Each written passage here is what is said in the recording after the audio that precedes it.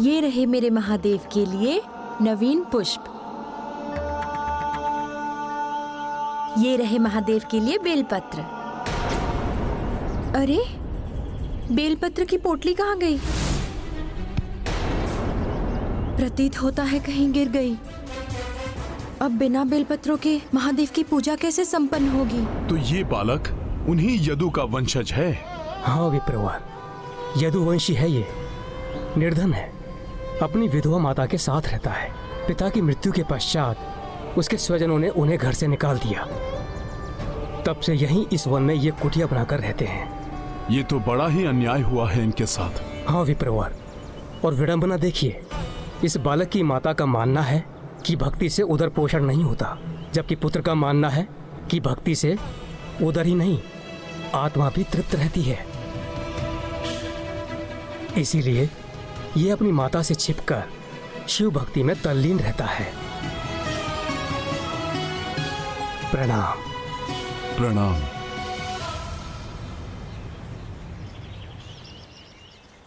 यदि इस बालक की भक्ति में इतनी निष्ठा है तो मुझे ये बेलपत्र उसे देने जाना ही होगा, अन्यथा उस नन्हे भक्त को पुनः बेलपत्र लाने के लिए श्रम करना होगा।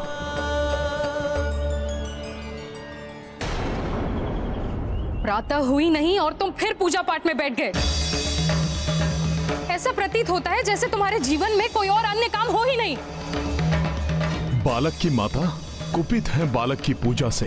कितनी बार समझाया है तुम्हें, कितनी बार समझाया है। पूजा पाठ करने से उदर नहीं भरता, जीवन ऐसे नहीं चलता। तुम्हारे पिता की मृत्यु के पश्चात एकमात्र तुम ही मेरा सहारा हो, और तुम हो कि दिन रात्रि इस पूजा पाठ में व्यर्थ ही अपना समय नष्ट करते रहते हो। व्यर्थ नहीं है माँ, भगवान शिव जी की भक्ति कर रहा हूँ मैं। हमारे राजा चित्रसेन जी को भी देखिए ना, कितने बड़े शिव भक्त हैं। उन्हें देखकर ही तो मैं भक्ति के लिए प्रेरित हुआ हूँ। वो राजा है पुत्र, वो कुछ भी कर सकते हैं, तुम नहीं। तुम्हारी उम्र नहीं है भक्ति करने की, ये पूजा पाठ करने की। जैसे तैसे मेहनत करके मैं 2 समय की रोटी जुटा पाती हूँ। बंद करो ये पूजा पाठ और चलकर मेरा काम में हाथ बटाओ। माँ, शिव जी पर विश्वास रखिए, उनकी महिमा अपरंपार है, वही सारे कष्ट हरेंगे। मेरे साथ आप भी ओम नमः शिवाय का जाप करते रहिए माँ। रुको, अच्छी प्रकार से तुम्हें ओम नमः शिवाय का जाप कराती हूँ अभी। अच्छा है माँ, आपने भले ही कुपित होकर बोला, किंतु ओम नमः शिवाय तो कहा। प्रभु का नाम बड़ा कल्याणकारी है। किसी भी दशा में बोलो, मेरे भोलेनाथ प्रसन्न हो जाते हैं। ओम नमः शिवाय बोल बोल कर मुझे सता रहे हो ना तुम। पाप लगेगा तुम्हें। नहीं माँ, पुण्य मिलेगा। आपने बार बार ओम नमः शिवाय बोला है, अब तो वे अवश्य किसी न किसी रूप में हमारे कष्ट हरने आएंगे। अद्भुत निष्ठा है इस बालक की प्रभु महादेव के प्रति। ओम नमः शिवाय बोलने से उदर की भूख शांत नहीं होती। बंद करो ये पूजा पाठ। रुक,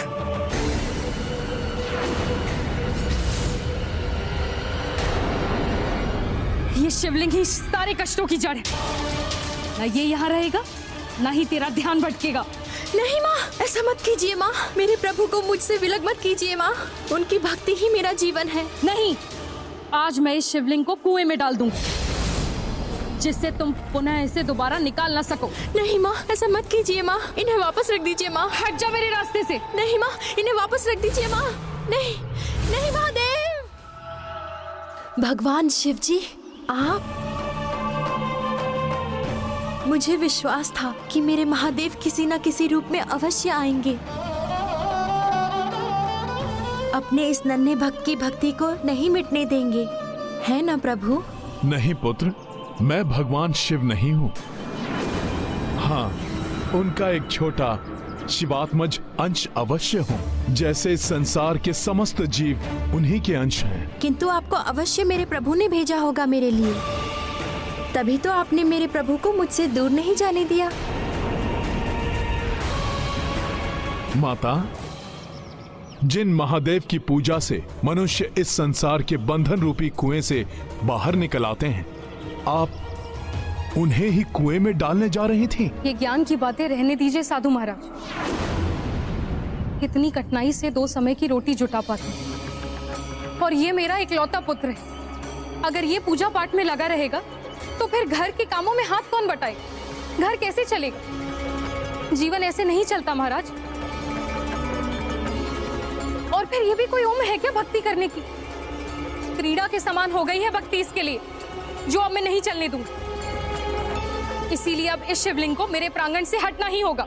माता, ये संसार तो स्वयं महादेव का है और महादेव तो समस्त संसार के हैं। फिर कैसे आप इस स्थान को अपना प्रांगण मान रही हैं? और माता, भक्ति का आयु से कोई भी नाता नहीं होता। यदि ऐसा होता तो भक्त प्रहलाद और भक्त ध्रुव को बाल्यावस्था में ही भगवान के दर्शन नहीं हुए होते। ये शास्त्रों का ज्ञान बड़े राजा महाराजाओं से जुड़ा हुआ है साधु महाराज। हम निर्धनों के साथ ऐसा नहीं होता। ये शिक्षा प्राप्त करेगा, कुछ काम करेगा, तभी तो हमारा जीवन चलेगा। माता, आप सत्य कह रही हैं।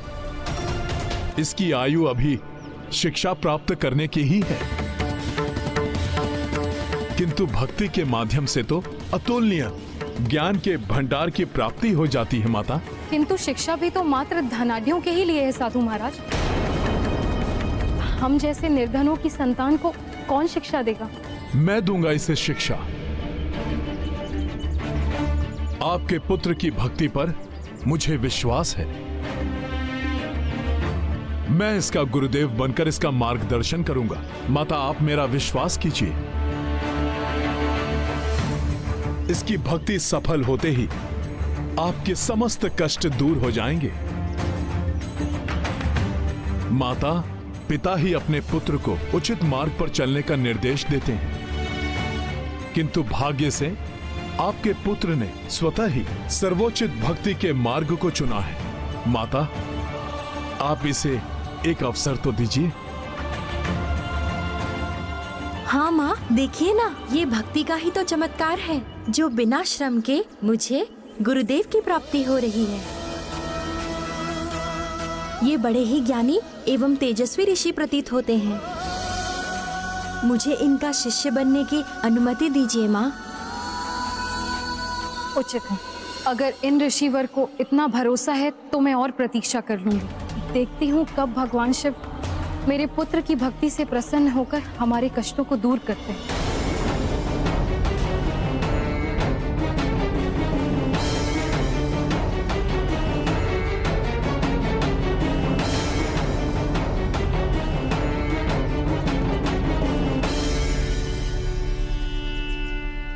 गुरुदेव, आपने मेरे प्रभु को मुझसे दूर होने से बचा लिया। आप मेरे लिए भगवान बनकर आए हैं। मुझे आप अपनी शरण में ले लीजिए गुरुदेव। पुत्र, क्या नाम है तुम्हारा? ऋषिवर, मेरा कोई नाम नहीं है। जिसे जो मन में आता है मुझे उसी नाम से बुलाने लगता है। अब कदाचित आपके सानिध्य से मेरा जीवन परिवर्तित होने वाला है, अतः आप ही मुझे कोई नाम प्रदान कर दीजिए। तुम्हारे श्रीमुख पर शंकर जी की भक्ति का तेज झलकता है, इसीलिए तुम्हारे लिए मेरे मन में एक ही नाम आ रहा है, श्रीकर। श्रीकर? गुरुदेव, अपने इस तुच्छ शिष्य श्रीकर के हृदय से अज्ञान रूपी अंधकार को मिटाकर भक्ति एवं ज्ञान के तेज से आलोकित कर दीजिए। श्रीकर, भगवान की भक्ति में समर्पण का भाव होना आवश्यक है। स्वयं को भुलाकर अपने इष्ट को पूर्णतया समर्पित होना पड़ता है। अतः सब कुछ भुलाकर पूर्ण श्रद्धा से भगवान शिव जी का पूजन आरंभ करो। अब तुम एकाग्रचित होकर भगवान शिव में ध्यान लगाओ तथा शिव मंत्र का जाप करते हुए पूजन आरंभ करो।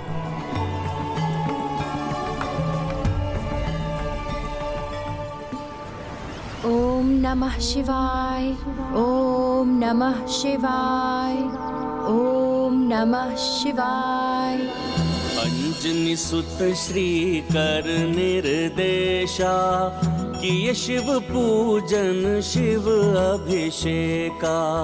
सुवासित चंदन लेप लगाए, बेल पत्र अरु सुमन चढ़ाए। बहुत अच्छे श्रीकर, अब तुम शीघ्र ही भक्ति की पराकाष्ठा को स्पर्श कर लोगे। ओम नमः शिवाय। ओम नमः शिवाय। ओम नमः शिवाय। ओम नमः शिवाय। धन्य है हनुमान जो स्वयं भक्ति के श्रेष्ठतम शिखर पर पहुंचकर भगवान की श्रेणी प्राप्त कर चुके हैं और अब इस नन्हे भक्त को भी भक्ति की पराकाष्ठा पर पहुंचा रहे हैं। देवी, जिसे सच्चा गुरु मिल जाए उस शिष्य का उद्धार हो ही जाता है, और फिर जिस पर हनुमान की कृपा हो जाए उसका तो बेड़ा पार होना निश्चित ही है। बालक शिव जपे दिन बिसराई, सो किंतु माता नहीं भाई। हनुमत जिस पे कृपा लावे, सो भव सागर से तर जावे। हे विधाता, इस अभागी माँ के भाग्य में इतने दुख क्यों लिख दिए हैं आपने? पति ने साथ छोड़ दिया, एक पुत्र मिला, वो भी किसी योग्य नहीं, दिन रात मात्र भक्ति में ही डूबा रहता है।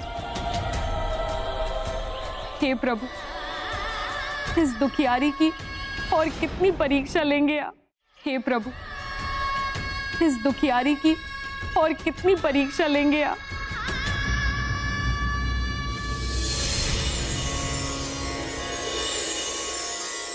ये सब क्या हो रहा है? स्वर्ण जड़ित पात्र और धन धान्य के भंडार कैसे हो रहा है? ओम नमः शिवाय। ओम नमः शिवाय। ओम नमः शिवाय। ये सब कैसे हो गया? क्या हो रहा है? ये मेरे पुत्र की भक्ति का चमत्कार है या फिर मेरे मन की कल्पना? कहीं मैं बावली तो नहीं हो गई? मेरी टूटी फूटी कुटिया भी स्वर्ण भवन बन गई। नमः शिवाय। ये मेरे पुत्र की भक्ति का चमत्कार ही है। नमः शिवाय। नमः शिवाय। इतनी तेज प्रकाश, कुछ दिखाई नहीं दे रहा।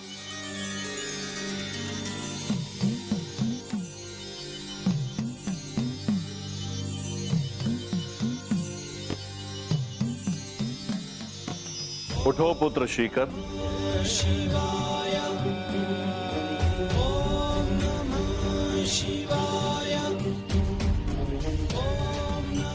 प्रणाम भोले बाबा।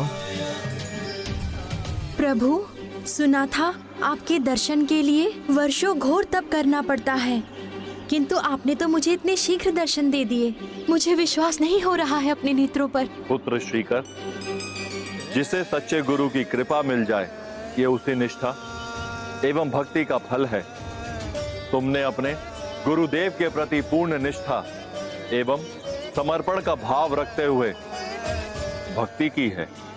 ये उसी निष्ठा एवं भक्ति का फल है। गुरुदेव, आपके निर्देश से ही मुझे मेरे भगवान के शीघ्र दर्शन हो पाए हैं। आपको कोटि कोटि नमन गुरुदेव। आप मेरे लिए गुरु ही नहीं भगवान हैं, जिन्होंने मुझे भगवान से मिलाया। पुत्र, गुरुदेव शिष्य के लिए भगवान से भी महान होते हैं, क्योंकि वही प्रभु से मिलाने के लिए मार्गदर्शन देते हैं। अब ये बताओ श्रीकर, इस श्रेष्ठ भक्ति के फल स्वरूप मैं तुम्हें क्या वरदान दूं? प्रभु, निर्धन हूँ और निर्धन का सबसे बड़ा धन उसका संतोष होता है। अतः प्रभु, मुझे धन संपत्ति की कोई लालसा नहीं है। मैं तो मात्र इतना ही चाहता हूँ कि जब तक ये जीवन है तब तक मेरे हृदय में आपके श्री चरणों की भक्ति बनी रहे, और जब मैं ये देह त्यागूं तो आपके नित्य धाम में मुझे निवास मिले प्रभु। ये तुम्हारी निश्चल भक्ति का फल है पुत्र। अब तुम्हारे इच्छित वर के अनुसार मैं तुम्हें भगवान शिव के नित्य धाम में निवास का अधिकारी बनाने के लिए तुम्हारा मार्गदर्शन करूंगा। आपकी बड़ी कृपा होगी गुरुदेव। श्रीकर, एक वरदान मैं तुम्हें अभी ही प्रदान करता हूँ। तुम यदुवंशी हो। यदु और उनके वंशजों को यदु के पिता ने निर्धनता श्राप दिया था। मेरा ज्येष्ठ पुत्र यदु, तुमने मेरे विश्वास को तोड़ा है। तुम्हारा वंश सदैव पतन की ओर अग्रसर रहेगा, सदैव निर्धनता और पतन के अंधकार में घिरे रहेंगे। किंतु तुम्हारी श्रेष्ठ भक्ति ने उस श्राप का शमन कर दिया है। मेरा वरदान है तुम्हें, एक दिन तुम्हारे ही कुल में स्वयं भगवान नारायण ही अवतार लेंगे और तुम्हारे कुल का गौरव बढ़ाएंगे। हे प्रभु हनुमान, हे महादेव, आप दोनों की दया दृष्टि सदैव इस तुच्छ भक्त पर बनी रहे। इससे अधिक और कोई अभिलाषा नहीं है मेरी। आप दोनों की कृपा से मेरे कुल पर लगा हुआ श्राप मिट गया। आपको कोटि कोटि धन्यवाद प्रभु। मेरा आशीर्वाद सदैव तुम्हारे साथ है पुत्र। भविष्य में तुम्हारे कुल में भगवान विष्णु श्री कृष्ण के रूप में अवतार धारण करेंगे और अधर्म का नाश करके धर्म की स्थापना करेंगे। प्रणाम मेरे प्रभु महादेव। प्रणाम महादेव।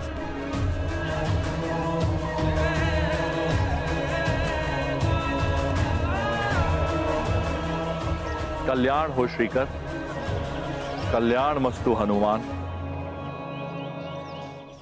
त्रेता युग में प्रिय हनुमान ने नारायण अवतार श्री राम की जीवन भर सेवा की। अब इस द्वापर युग में हनुमान ने प्रभु नारायण के अवतार धारण करने से पूर्व ही उनकी सेवा आरंभ कर दी।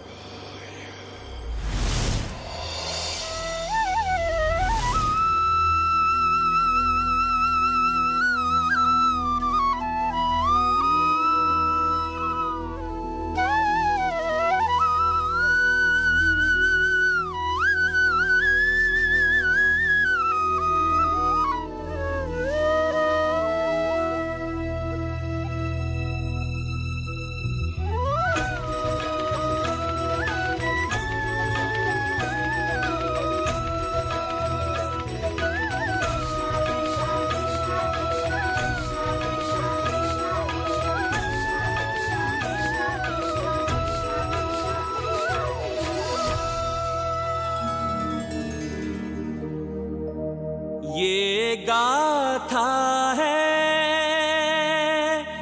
धर्म के सम्मान की। अब आप हमारे लिए भगवान रूप धारण कर चुके हैं, इसलिए हम सब आपकी सेवा करके मोक्ष पाने के इच्छुक हैं।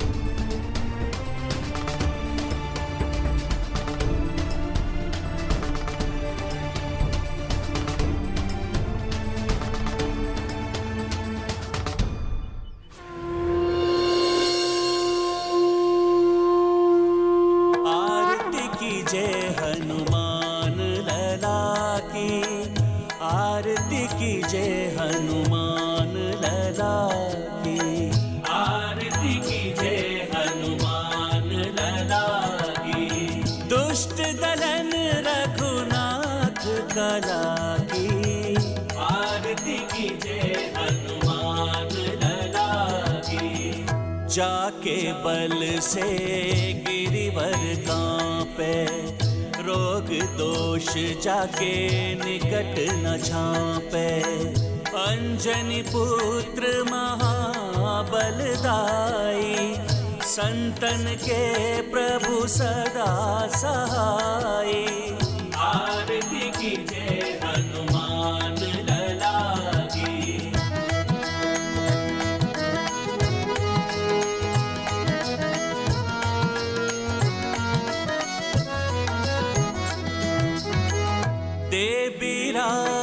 रघुनाथ पठाए, लंका जारे सिय सुधिलाए। लंका सो फुट समुद्र सिखाई, जात पवन सुत पार न लाए। लंका जारी असुर संहारे, सिया राम जी के काज सवारे। आरती की जय हनुमान लला की, आरती की जय हनुमान लला की। प्रभु श्री राम का मंदिर। राम नाम की महिमा को भी स्थापित रखना है तुमने। भक्त बनकर तुमने मेरी बहुत सेवा की है हनुमान। अब जगत की सेवा के लिए भक्त से भगवान बनना है तुम्हें। अवश्य प्रभु, अपना प्रत्येक कर्तव्य निभाऊंगा। मैं आपके आदेश का सदैव पालन करूंगा।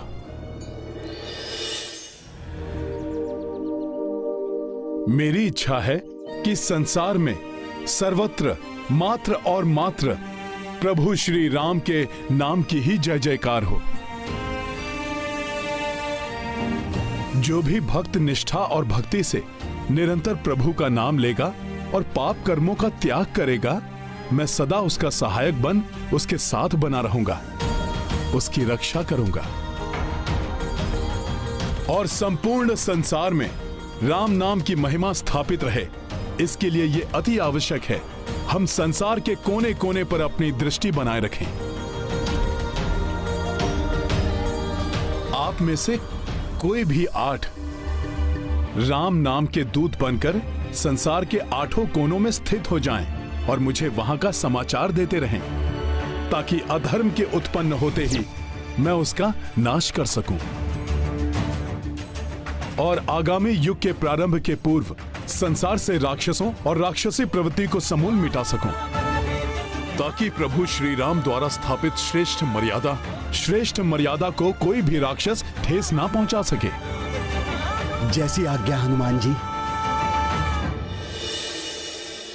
ये गाथा महाबली हनुमत की, रुचिकर लीला राम भगत की। जय जय जय रघुनंदन राम, जय जय जय महाबली हनुमान। पवन तनय अब हूँ भगवाना, स्थापित भिन्न भिन्न स्थाना। 8 वानर सबहु देवा, सब जग किए कपि प्राण प्रतिष्ठा। संकट मह सब राक्षस आए, कपि महिमा शठ सबहु मिटाए। हनुमत श्रेष्ठी रक्षा प्रदाई, देव देखी सोई हर साई। नित नियमित दिनचर्या धारी, कपीशा पूजत अवध बिहारी। संध्या वंदन नित अपनाई, गंध मध न बसे कपिराई।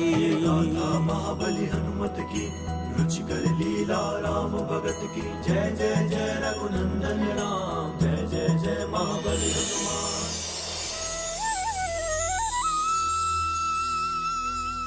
अब जब द्वापर युग का प्रारंभ हो गया है, प्रभु श्री हरि के आगामी अवतार की सहायता के लिए हनुमान की पुनः आवश्यकता होगी। अब द्वापर युग के आरंभ के साथ ही हनुमान के लिए पुनः प्रसन्नता का अवसर आने वाला है।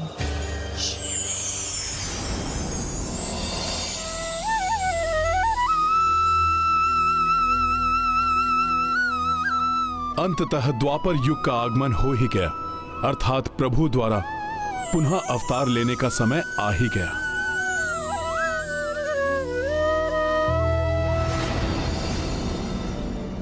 ये मुझे विचित्र सा आभास क्यों हो रहा है? जैसे कुछ विशेष होने को है,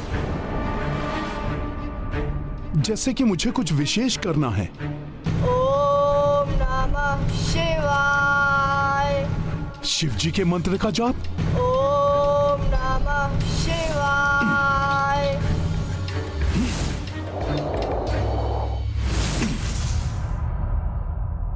इन मधुर मंत्रों की ध्वनि में ऐसा कौन सा आकर्षण है जो मैं इसकी ओर खींचा चला आया? किंतु अब ये मंत्र जाप अकस्मात ही क्यों रुक गया? मुझे आगे जाकर कारण के बारे में ज्ञात करना होगा। अवश्य ही यहां मैं कुछ विशेष कार्य करने हेतु आने के लिए प्रेरित हुआ हूं।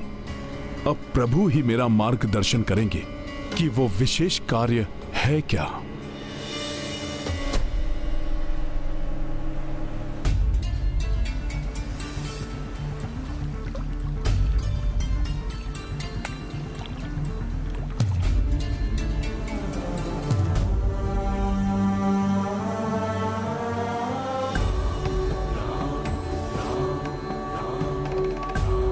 प्रभु, त्रेता युग तो व्यतीत हो चुका है।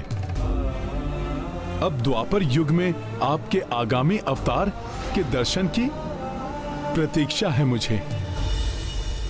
किंतु यदि इस समय मुझे कोई विशेष कार्य करना है जिसका मुझे आभास हो रहा है, तो आप मुझे उससे संबंधित कोई संकेत दीजिए प्रभु। ओम नमः शिवाय। ओम नमः शिवाय।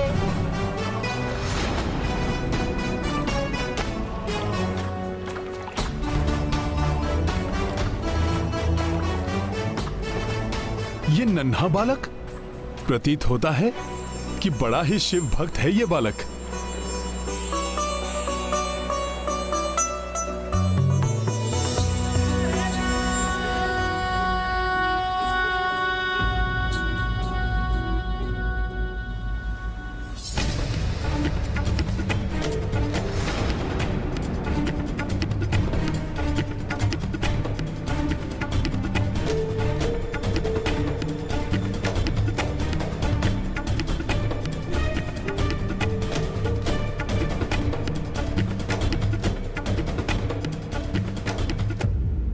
अरे, बालक की बेलपत्र की पोटली गिर गई और इसे ज्ञात ही नहीं है अब ये शिव जी को क्या अर्पित करेगा।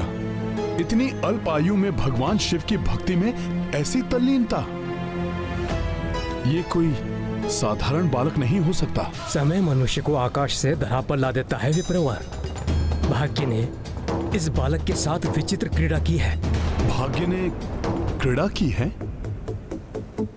ब्राह्मण देव, आप जानते हैं इस बालक के विषय में? हाँ विप्रवर, यह कोई साधारण बालक नहीं है, किंतु साधारण जीवन से भी निम्न जीवन जीने के लिए विवश है। मात्र एक श्राप के कारण जो एक पिता ने अपने पुत्र को दिया था। पिता ने पुत्र को श्राप दिया? ब्राह्मण देव, ऐसा क्या हुआ था इस बालक के साथ? विप्रवर, ये महाराज ययाति के बड़े पुत्र यदु के कुल में जन्मा हुआ बालक है। राजा ययाति का प्रेम दैत्यराज कुमारी शर्मिष्ठा से था, किंतु परिस्थिति वश उन्हें विवश होकर विवाह करना पड़ा शर्मिष्ठा की सखी दैत्य गुरु शुक्राचार्य की पुत्री देवयानी से। ब्राह्मण देव, परंतु महाराज ययाति को ऐसा क्यों करना पड़ा? एक समय देवयानी वन में भ्रमण करती हुई असावधानी वश एक बिना मुंडेर के कुएं में गिर गई। बचाओ, कोई है? संयोग से वहीं से राजा ययाति निकल रहे थे। उन्होंने उसकी सहायता हेतु अपना हाथ उसकी ओर बढ़ाया। लो, मेरा हाथ पकड़ लो। संकोच मत करो देवयानी, मेरा हाथ पकड़ लो।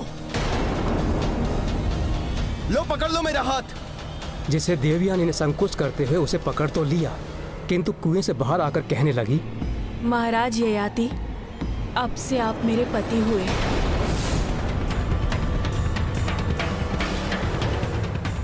ये तुम क्या कह रही हो देवयानी? यही सत्य है महाराज। मैंने प्रण लिया था, जो भी प्रथम पुरुष मुझे स्पर्श करेगा वही मेरा पति होगा।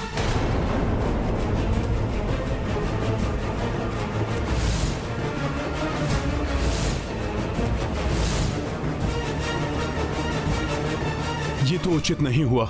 फिर क्या हुआ ब्राह्मण देव? मैंने प्रण लिया था, जो भी प्रथम पुरुष मुझे स्पर्श करेगा वही मेरा पति होगा। ये तो उचित नहीं हुआ। फिर क्या हुआ ब्राह्मण देव? होना क्या था, शुक्राचार्य के बहस से विवश होकर राजा ययाति को देवयानी के साथ विवाह करना पड़ा। किंतु मन ही मन वो शर्मिष्ठा से ही प्रेम करते थे, जिसकी भनक देवयानी को लग गई। तो वो ईर्ष्या की अग्नि में जलती हुई अपने पिता शुक्राचार्य के प्रभाव से अपनी ही सखी को दासी बना लिया और विवाह के पश्चात उसे ययाति के राजभवन में ले आई। शर्मिष्ठा अपना दासी धर्म निभा रही थी। राजा ययाति शर्मिष्ठा की दशा के लिए स्वयं को दोषी मानने लगे थे।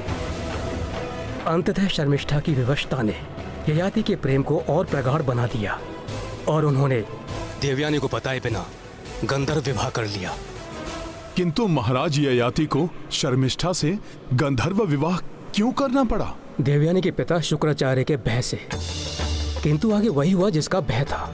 जब देवयानी को उन दोनों के विवाह के बारे में ज्ञात हुआ तो क्रोधित होकर उसने अपने पिता से ययाति और शर्मिष्ठा के बारे में सब बता दिया। फिर शुक्राचार्य कुपित हो उठे और तत्काल ही वहां राजा ययाति को श्राप देने पहुंच गए।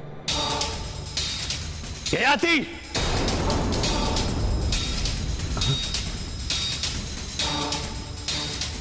मैं देवयानी का पिता शुक्राचार्य तुम्हें श्राप देता हूं।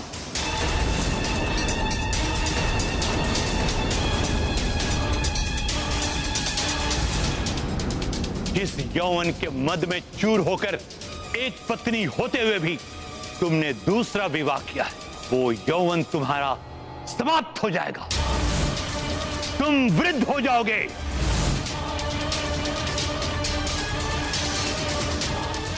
जिस काम भाव से वशीभूत होकर तुमने ये जो कुकृत्य किया है, वो कामाग्नि प्रचंड रूप धारण कर लेगी। तुम्हारी देह उसका शमन करने में असमर्थ हो जाएगी। नहीं नहीं दैत्य गुरु, नहीं नहीं दैत्य गुरु, नहीं नहीं दैत्य गुरु, नहीं नहीं।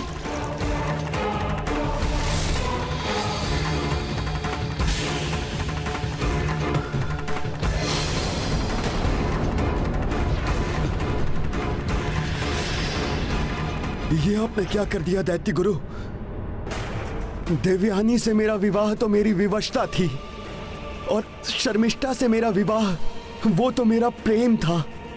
वो तो इस विवाह से भी पूर्व का प्रेम था। विवाह विवशता हो या प्रेम, द्वितीय विवाह सर्वथा अनुचित है। प्रथम पत्नी से छुपकर विवाह तो कुकृत्य है, अपराध है।